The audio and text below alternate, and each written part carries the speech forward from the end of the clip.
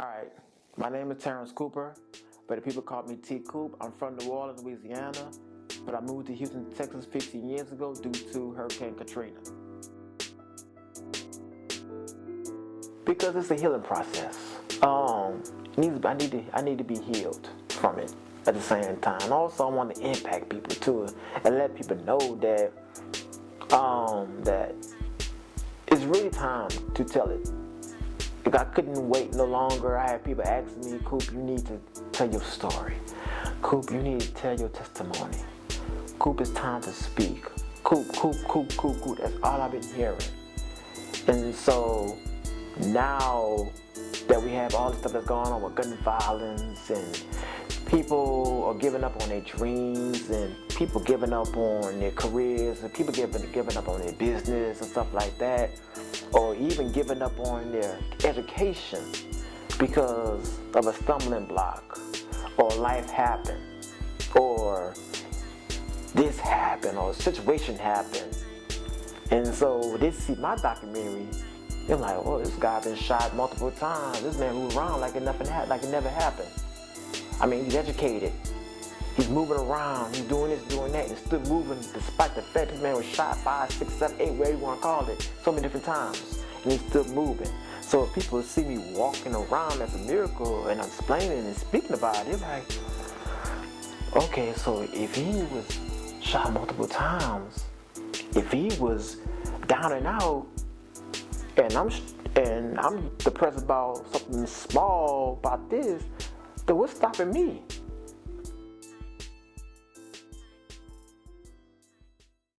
I'm Thomas Cooper. I'm Terrence Cooper, sometimes Miss T. And we are the parents of Terrence Cooper. But the reason why he's my champion is because he was my 4th pregnancy. And of all those pregnancies, he's the only one that survived, so he's my champ. He was either called Champ, or my brother calls him Big Guy. Yeah, which he didn't like. Of course, I think my brother still calls him Big Guy, but I mostly call him Sweetheart, which you don't like that either. But I called him Champ because, like I said, he was a good kid. I mean, he didn't create no whole lot of problems for us. I mean, he loved the outdoors, okay, for one thing. I mean, if you want to punish him, keep him inside. That was the biggest punishment you could do them. Taking away Nintendo, taking away the TV, nah. His thing was, I want to be outside. He loved being outside. Terrence, a real mild, humble young man. Laid back. I mean, you can ask him to do anything. He's always helpful. The young adults, been watching him over the last 9 years, grow with our young adults, and just the relationship. You gotta love him. I mean, he's not arrogant. He's not prideful. He's always concerned about other people. You know, you can tell he has a good heart. So, I mean, he's never changed. Even after his accident, well, I won't call it an accident, but the incident that happened with the shooting, he still had a good demeanor, positive attitude. And for a person of his age to go through what he went through and still be positive. Now, we had a lot of encouragement. I tried encouragement. A lot of our young adults, they really reached out to him to just try to keep him encouraged through his recovery. We were so happy. We were worried, but we prayed, and God brought him through. Man, Coop a survivor. Like, I don't know if people, like, when you meet Coop, he not leading with, hey, I got shot this many times and I survived, and ooh, you really gonna have to find out. And that really says something about somebody's character and integrity at all, because remember, that's something that you could use to promote, to build a brand. And right now, he just want to tell his story. But this been his story for almost 10 years. So that accent was so heavy, and we used to have to ask him to slow down or just be like, what? What is he talking about? I think our dynamics were so different. He's a little bit younger than I am. And he's only child. So he was like a pesty little person. And I say little, I mean little because he's small in stature. But little, but eager to serve, eager to be friends. I think the crowd that he kind of hung with at first was way different than who he is and who he was, but but really eager.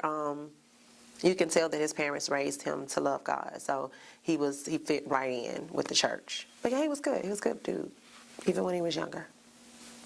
Kind, yeah. My name is Farrah Smithers.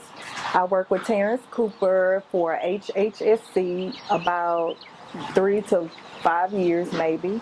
He was a good friend of mine. He is a good friend of mine, and I love him. He's always been a sweet person. He was always genuine. He was a good son. He was a good leader. He loved church. And that is one thing I can say, that he's always about church. If anything that you really don't understand or you want to know, he is the person that you can go to and talk to on any level, business, spiritual, even just personal, that you just have a lot on your mind, you just want to talk to him. He's that type of person. And before we got into a relationship, we were friends, and he was always a person that I can always call on and go to and talk to. It was 2012, a college student, a young man. It's a normal day, you have an affordable apartment, basically taking care of responsibilities, being in a relationship and, growing. Tell me what happened the day of the shooting. Basically, it was really a beautiful day. Like, that was my first time being off from school. That's my first time being off from work. I'm like, fine, I got some time. I can chill. I can chill, relax. I can wash both of my cars. I can catch up on a lot of stuff. That's why I was using that Saturday for, because Saturday was a beautiful day. I remember like it was yesterday. I noticed some kids was hanging by the gate. They pay no mind to it because it was kids. They hang by the gate. They chilling. Right there. Yeah, the gate right over there. When you say kids, how many age group? About 13 or 15. Between 13 and 15. Okay. And so while I had some time in my hands, so let me go ahead and wash both of my cars. One of my cars kind of looked hoopty. It wasn't really running at the time. And also I had a brand new car, which is Impala, which I bought a couple of months ago. So I said, no, I'm gonna wash both of my cars real quick.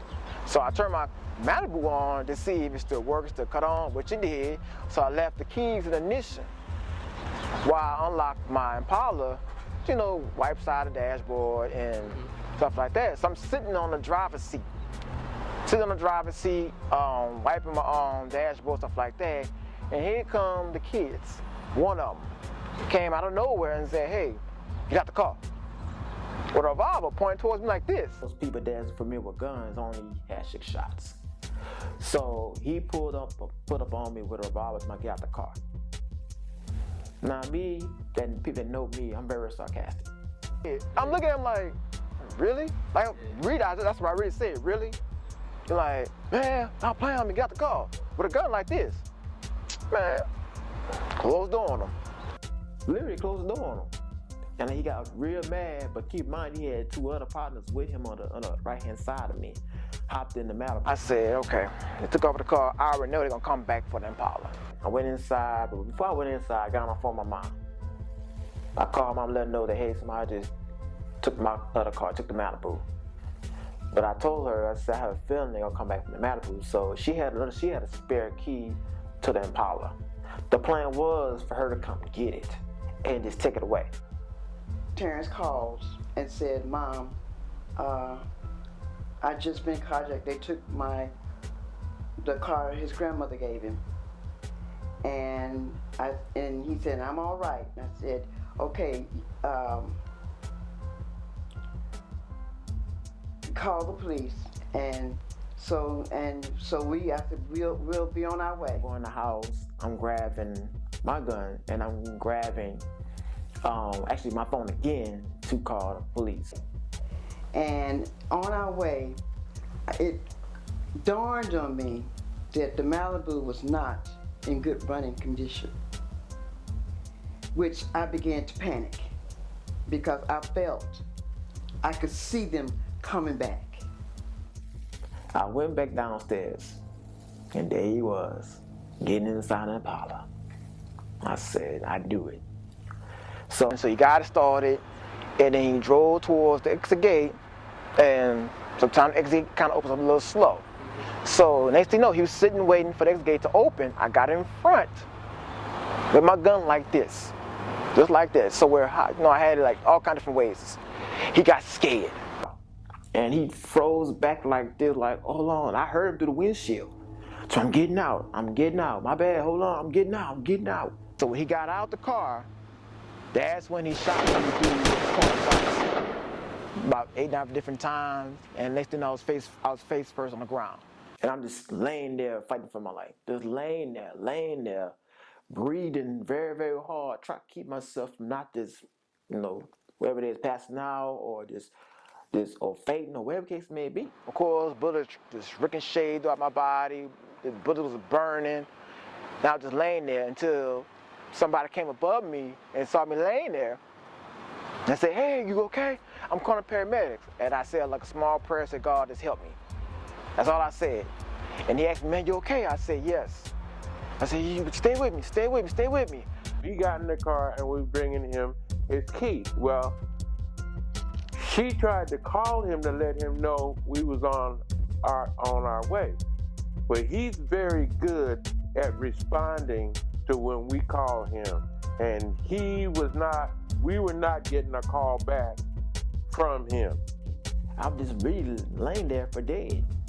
And blood just started just coming out like it was like a faucet. Like blood just pouring out like a faucet. And you got blood all on the ground.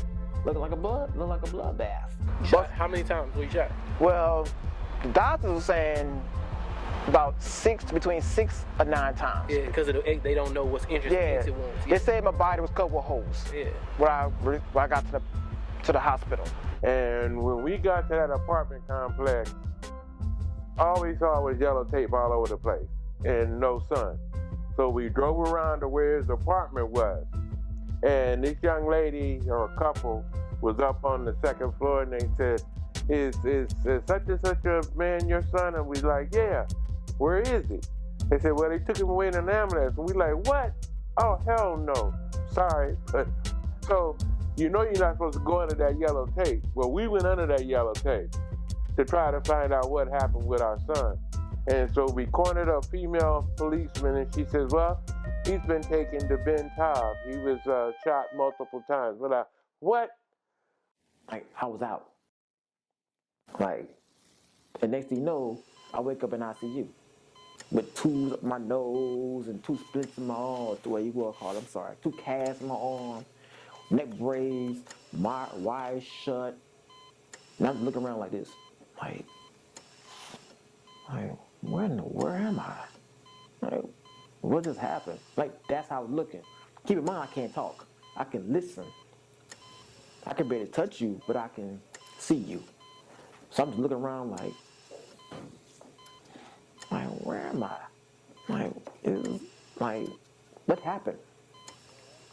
I got tubes up my nose. I got 2 casts in my arm. I got wires in my mouth. I got a big neck brace on my arm, my neck. Like if the hospital catch on fire, I'm gone. Like I'm gone because I'm just laying there. But I see my mom and dad on the side of me. When I got there, I couldn't really see him. Later on, they finally got a chance to let us see him, and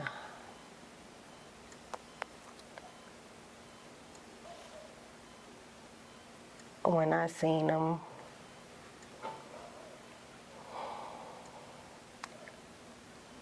I tried to be strong for him. I didn't want nobody to see me cry because I wanted to be strong for him.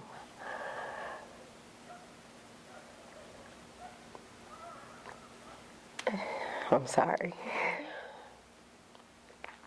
They told me that they were going to do the best that they can.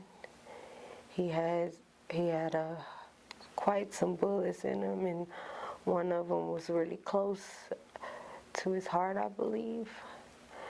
And they were having trouble to remove it. And they said if they keep trying, it can make it worse, and he could actually die. And I was like, what do I do? What do I say?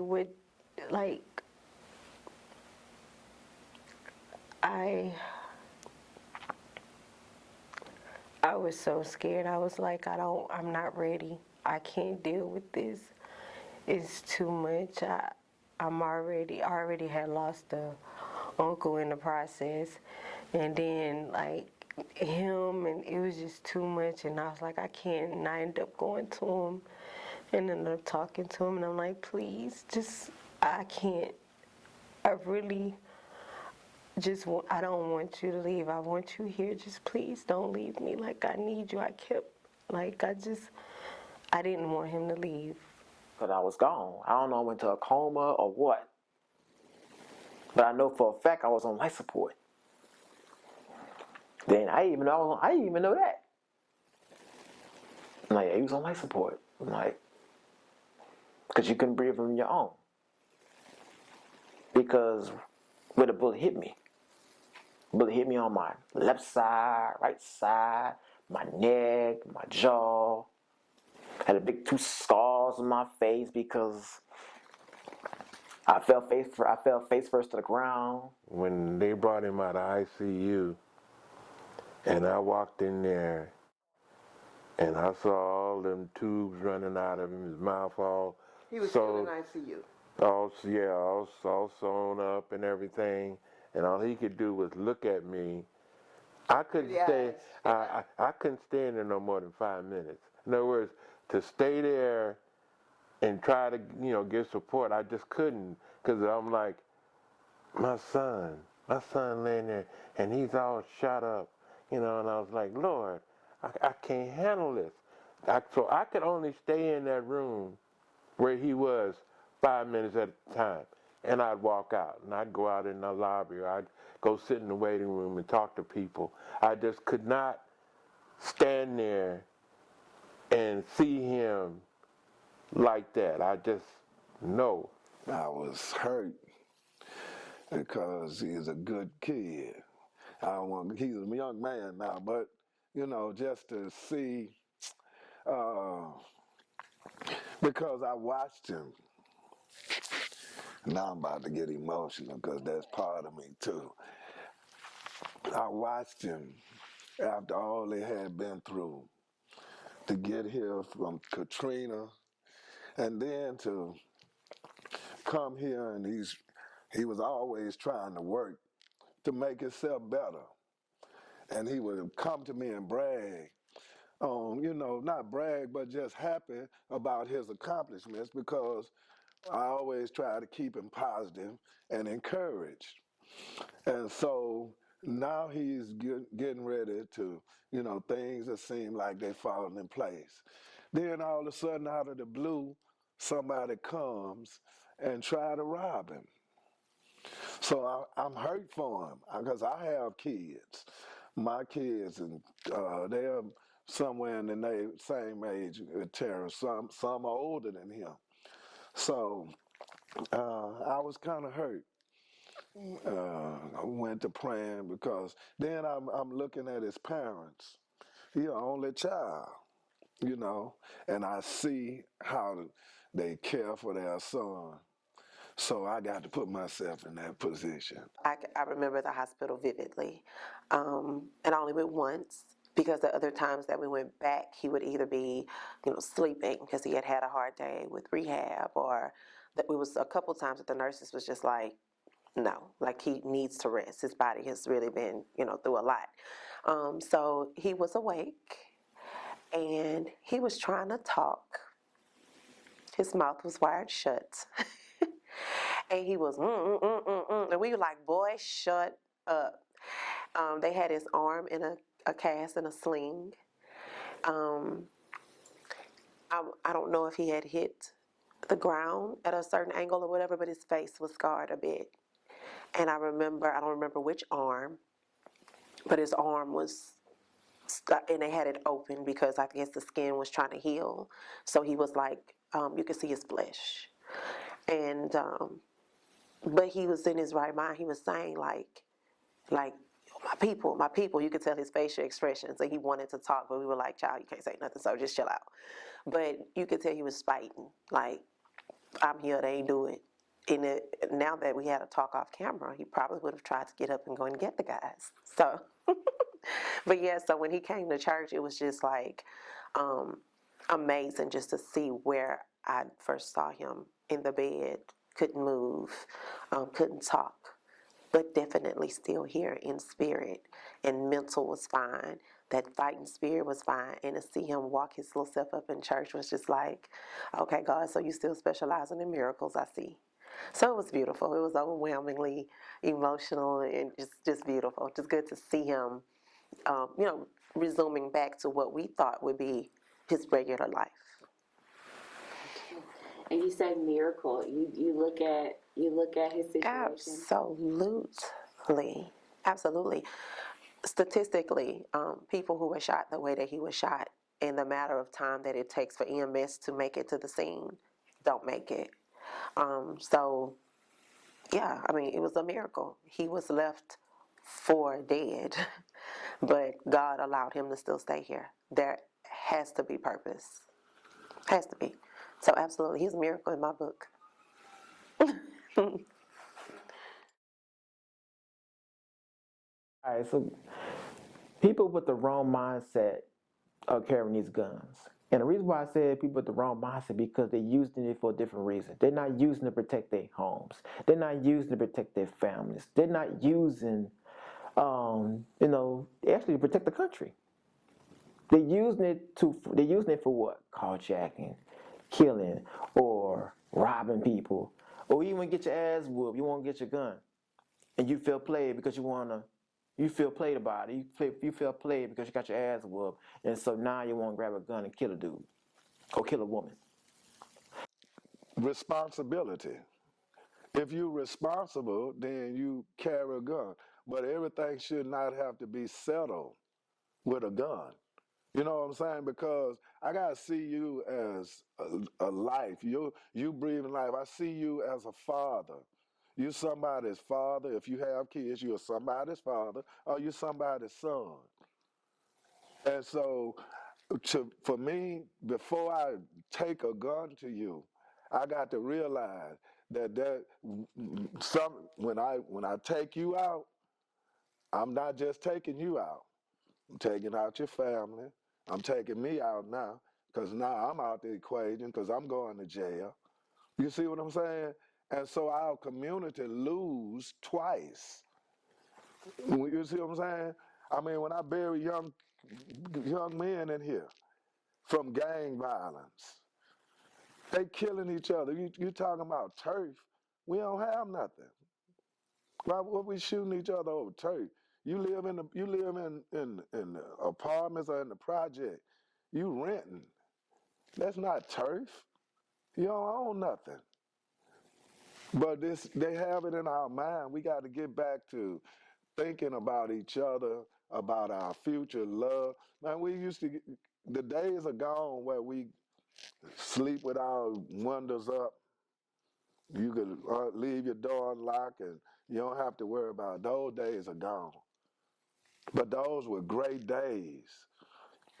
I mean, now I fear for my kids, my grandkids. My kids are grown now. They doing well, but I'm just saying, you got to, when you watch the news, every day you watch the news and you say, thank you, Jesus. That's not somebody that I know, but it's still somebody's child.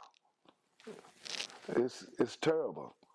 And, if we not safe around our own people, we out here protesting. Black Lives Matter. My thing is, Black lives got to matter to us first. If we don't matter to each other, why you think they can kill us so easily and still keep moving on? because of what we do to each other. And then their argument is, hey, they kill more of their own people than we do. But they protest when we kill them. Nah, that ain't never been respected. That ain't never been cool shit. Cause you supposed to be able to hustle for what you have. Cause no matter what you do, once you get it, you gonna lose it the same way. Even if it's just it go fast, bro. Fast money leave easy. It ain't like somebody gotta take it from you. The universe gonna take it from you. You ain't deserve it. You ain't win it. You don't know how to get it.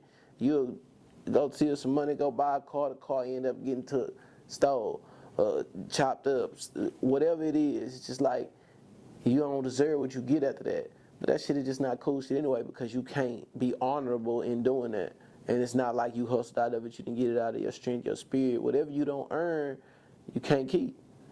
When he first came out and shared his story, I don't actually remember the date or time. I just remember us having a one-on-one intimate coaching moment where he began to kind of tell me a little about what, a little bit about what he went through. I was totally moved by that emotionally to the point where I kind of told him I didn't want to keep talking about it. He really went into detail about what happened and more so how he came through it. And so when I was talking with him and we were coaching through that moment, I think it was right then where I kind of expressed to him my personal opinion about him sharing that with the public, because with the business that we're in, we deal with life and death. Okay, we're talking to people about making sure you're protecting your assets, and that starts with protecting your life so that your family can make sure you're okay or they're okay if something were to happen.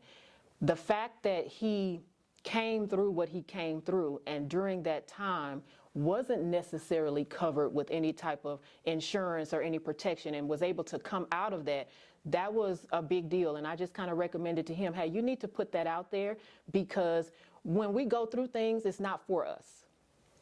It's always for somebody else. And you don't come out of it just so you can hold on to it. You come out of it so you can share it because somebody else is going through that and they need to know that it's going to be okay. So he did express to me that at the time he experienced his incident, there was no coverage in place. What is so exciting about this process that we're going through is that since I've met Cooper, okay, his mother has become my client and Cooper has become my client as well. It started with sitting down with his mom to help her understand what we truly do. And she was the one that initiated the process and said, you know what, I want to make sure my son has coverage because of what he experienced initially and how we were not prepared for that moment. I don't want anything else to happen again and we be caught like that again. With the type of work that he's in, although stuff can happen at any time and any place, he's in a position where it could cause danger. Right? And so you don't want to be walking around knowing that you're serving the community in that position and you have nothing in place. And so he and his mom are my clients. We make sure that everything is in place for them on a month-to-month basis. And, knowing that he wants to be an advocate now for that is a big deal because, like we talked about before, that situation could have went differently. He couldn't have not walked away from it. We were just thankful that, in my opinion, God saw different to be able to revive him from that and give him another chance to not only fix his own situation, but now be a voice for other people.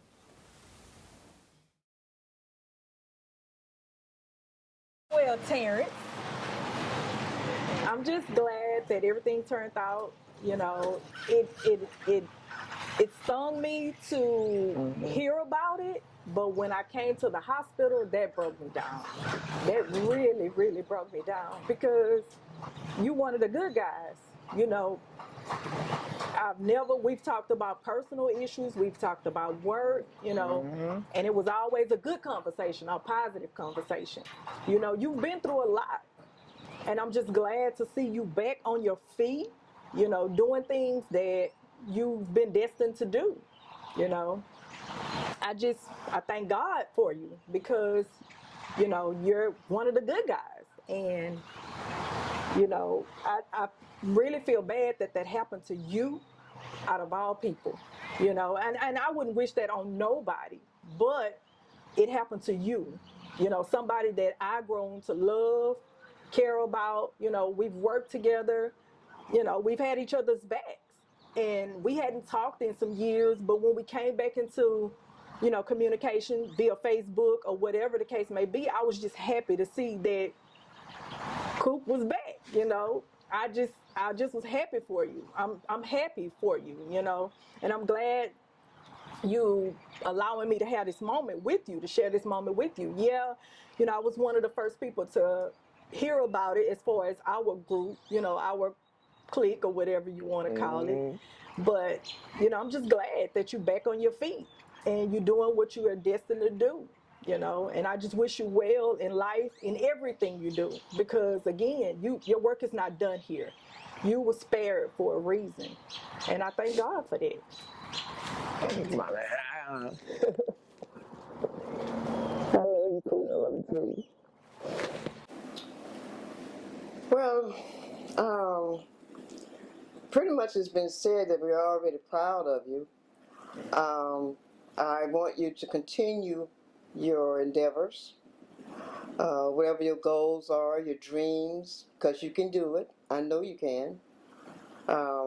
You've already shocked me to this point, so I can be more shocked. That's okay. Um, um, we love you. I love you. I'm gonna always be mom. So take heed to that. And I just want to be here to see you continually to grow. I don't ever want to leave because I want to see it. I want to witness it. Because, man, son, sweetheart, you can do it. You are doing it. And what you're doing today, oh my God. I know this is something you've been wanting to do for years. And I hope, now for me, this is almost like therapy. And I want to think it is for you as well. Because I know you have to continuously dream nightmares. Mom does too. Like I just said earlier, like it just happened yesterday. So, sweetheart, I love you. I love you from the bottom of my heart. I know I get upset with you. I might even get angry at you. But honey, the love is stronger than you can ever imagine. As I've told you before, when I hear you walk in the door, I don't care if I don't see you, but I know it's you walking in the door, the front door. Thank you, Lord. He's home. And when you walk out the door, God, be around him. Because the kind of line of work you do is scary for me, and you know that.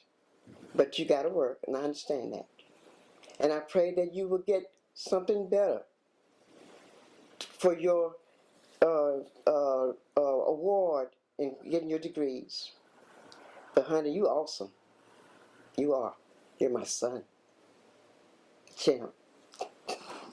Okay, let me piggyback on that, son. Okay, I piggyback on your mama's sentiments exactly because, as a father, I'm so proud of you. It's unreal. You have no idea how proud I am of you, of your accomplishments, and what you are going to continue to accomplish. Your little business venture. I hope that becomes very profitable and very advantageous for you and I hope that one day you get your love life together.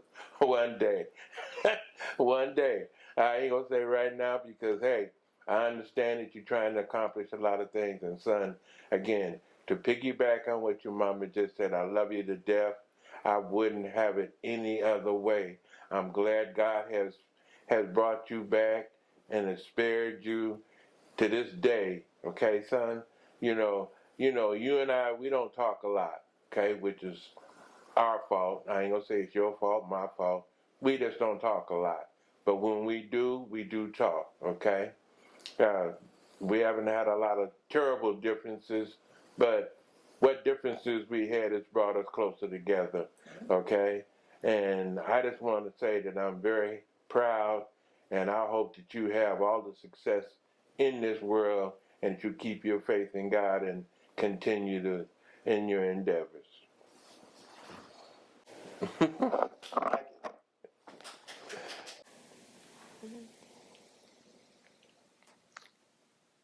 You, Cooper,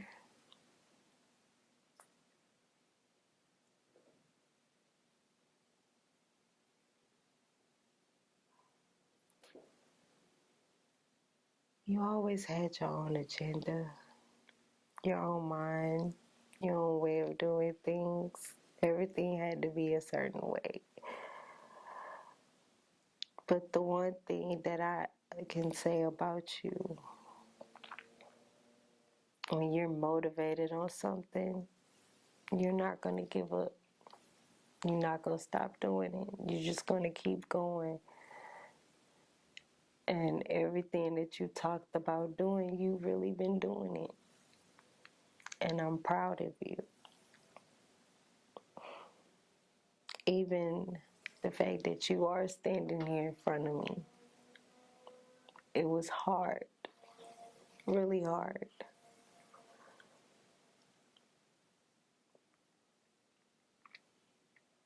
Because you was my best friend, my love, and I know everything was, but you was a good man.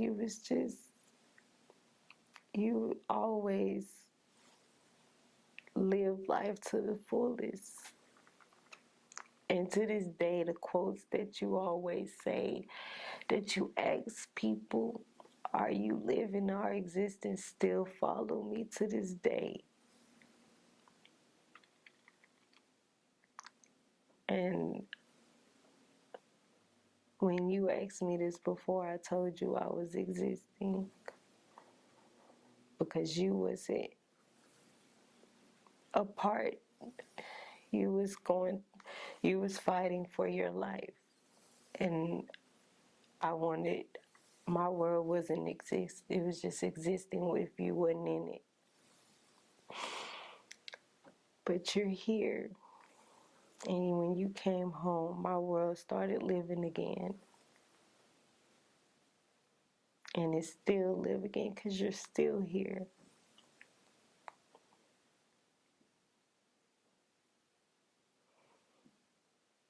And I want you to know, no matter what, I'm always going to love you, no matter what. And I'm always going to be proud. Because this is something you've been talking about doing and you did it.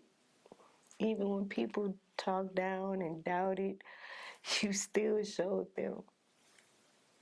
And I knew you was, because you don't let nothing stop you. So, yeah, did change a big part of my life, like a big.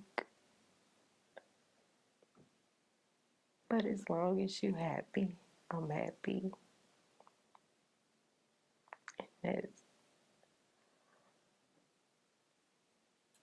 that's what I can say right now. Okay. What's up, T? Hey. What's up, bro? Hey, well, hey. Okay. So you already know that you're special. We've talked about everything in life. I know that you are a miracle. You know that I know you have purpose. We prayed together and we've talked on deep levels. You've been in my house and seen me and my husband go ham, okay? So you know us, and I think that you're incredible, and you know that. I feel that there is purpose. I feel that there is still growth. I feel like you haven't even touched the surface of what God has for you. I think that you should remain focused. I know that there is an amazing woman that is set up for you. Because he ultimately, you want to be married, and I know you want to be a father, and I believe that if those are still the desires of your heart, that God would have those things for you. I'm serious about Christ, and can't nobody play with me when it comes to him, and I'm going to always encourage you to move forward positively. I'm going to always bother you about Bible study. I'm going to I'm going to always encourage you to never ever take your eyes off of the one who left you here, because he ultimately left you here for a reason. I'm going to get on your butt when you piss Mama off and when you tell me that she is, you know what you tell me. And and I just want to tell you that I'm proud of you. Not every day people are able to recover from what you went through and be able to walk around and exude such confidence and be blessed with this opportunity to tell your story. You don't know who you're going to touch and who you're going to bless. So keep persevering, keep going hard, keep going strong, be honest, be humble, be you, be true. And then I can't wait to just ride the ride and experience everything that's going to happen for you. So I love you, bro. Love you too, sis. Hi, baby. Ew. All right. Well, Coop, I am. I'm proud of you. I'm proud God put us together. I'm definitely humble that I had influence and impact in your life and still impact your life, you know, and that's one of the things that make life worth living is when you always be remembered for the contribution you made in somebody else's life. Whole lot of people in life, they all, you know, they want all the accolades for themselves and talk about what they accomplished. But nobody can tell a story or give words of commendation better than about a person than somebody else. And so I just want to encourage you to keep going. I watch you grow. I see you. I mean, I'm watching you on your little podcast. You're doing all kind of things. But and you came here. You were wondering where you were going. We had conversations many times about how I'm gonna do it, and you have such ambition. But see, God is slowly putting everything in place. You know, our setbacks are just setups for even greater things. I'm looking at it. You know, you got greater things in store for you. Man, I'm so proud to be your pastor. You know, I got much love for you and your family, and I'm always be here for you. You know, my phone, you direct line. We always gonna be the same. So that's my word to you, man. Just keep doing what you're doing. Keep trusting God and watching the steps of a good man are ordered by the Lord. You know what I'm saying? We go steps. We don't go in the elevator. We go step by step. That's it. So first, I want to thank God first. I want to thank Him because what's for Him, I would not be sitting here doing this documentary. I would not be sitting here talking to y'all about it and telling my story and just speaking about it because that's what it is. It's a miracle. Speak of a miracle. That's why I'm speaking about it. So I really thank God for that because He spared my life and now I have a purpose so I can serve my people. So I want to thank Him and also for the people that was involved throughout my journey, throughout the time I was down, they faced this challenge, and I never thought in my mind I was going to overcome this, but thank God for them, Kimmy, Farrah, Lade, and many more. My pastor, Michael B. Smith, and the church family, Stop Urine Missionary Baptist Church, SUNBC family. I want to thank everyone because what's it for them? I don't know where I will be. So those people, and there's many more that's been in my life as well, that's been part of that journey at the same time. I want to thank them as well. And right now, there's more to come, and we about to take over this world. We about to change lives. We about to save souls. We about to serve people. We about to help people. So I want to thank everybody else involved.